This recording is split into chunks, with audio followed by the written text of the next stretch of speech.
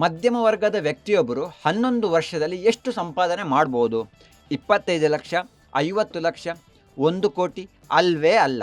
ಅಕ್ಸೆಂಚರ್ ಕಂಪನಿಯಲ್ಲಿ ಕೆಲಸ ಮಾಡ್ತಿರೋ ಟೆಕ್ಕಿಯೊಬ್ಬರು ಕೇವಲ 11 ವರ್ಷದಲ್ಲಿ ಶೂನ್ಯದಿಂದ 5 ಕೋಟಿ ರೂಪಾಯಿ ಸಂಪತ್ತು ಗಳಿಸಿ ಈಗ ಸುದ್ದಿಯಾಗಿದ್ದಾರೆ.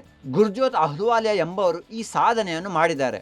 ತಮ್ಮ ಮೈಲಿಗಲ್ಲನ್ನು ಸಾಮಾಜಿಕ ಮಾಧ್ಯಮದಲ್ಲಿ ಹಂಚಿಕೊಂಡು 2024ರ ಹಣಕಾಸು ವರ್ಷದ ಅತೀ ದೊಡ್ಡ ಸಾಧನೆ ಅಂತ ಬಣ್ಣಿಸಿದ್ದಾರೆ. ಹಣಕಾಸು ಟ್ರ್ಯಾಕಿಂಗ್ ಅಪ್ಲಿಕೇಶನ್ ಸ್ಕ್ರೀನ್ಶಾಟನ್ನು ಅವರು ಪೋಸ್ಟ್ ಮಾಡಿದ್ದಾರೆ. ಅಹ್ಲುವಾಲಿಯಾ ಅವರಿಗೆ 2,70,000 ರೂಪಾಯಿ ಸಾಲ ಇದ್ದರೆ 5 ಕೋಟಿ ರೂಪಾಯಿ ಮೌಲ್ಯದ ಸಂಪತ್ತನ್ನು ಹೊಂದಿದ್ದಾರೆ. ವೃತ್ತಿ ಜೀವನದ ಪ್ರಗತಿ, ಶಿಸ್ತುಬದ್ಧ ಉಳಿತಾಯ ಮತ್ತು ಇಕ್ವಿಟಿ ಹೂಡಿಕೆಗಳೇ ಈ ಹಣಕಾಸು ಸಾಧನೆಗೆ ಕಾರಣ ಅಂದಿದ್ದಾರೆ. ಈ ಪೋಸ್ಟ್ ಮಾಡಿದ ನಂತರ ಹಲವು ಮಂದಿ ಇದು ಹೇಗೆ ಸಾಧ್ಯ ಅಂತ ಪ್ರಶ್ನೆಯನ್ನು ಕೇಳಿದ್ದಾರೆ. ಇದಕ್ಕೆ ಅವರು, ನಾನು ಮಧ್ಯಮ ವರ್ಗದ ಕುಟುಂಬದಿಂದ ಬಂದಿದ್ದೇನೆ. ನನ್ನ ಶಿಕ್ಷಣಕ್ಕೆ ಪೋಷಕರು ಹಣ ನೀಡಿದ್ರಿಂದ ಯಾವುದೇ ಸಾಲ ಇಲ್ಲ. ಸದ್ಯ ನಾನು ಪೋಷಕರ ಜೊತೆ ವಾಸಿಸ್ತಾ ಇರುವ ಕಾರಣ ಬಾಡಿಗೆಯನ್ನು ಪಾವತಿಸ್ತಿಲ್ಲ ಅಂತ ತಿಳಿಸಿದ್ದಾರೆ. ನಾನು ಯಾವುದೇ ರಿಯಲ್ ಎಸ್ಟೇಟ್, ಆಭರಣ ಇತ್ಯಾದಿಗಳಲ್ಲಿ ಹೂಡಿಕೆ ಮಾಡಿಲ್ಲ.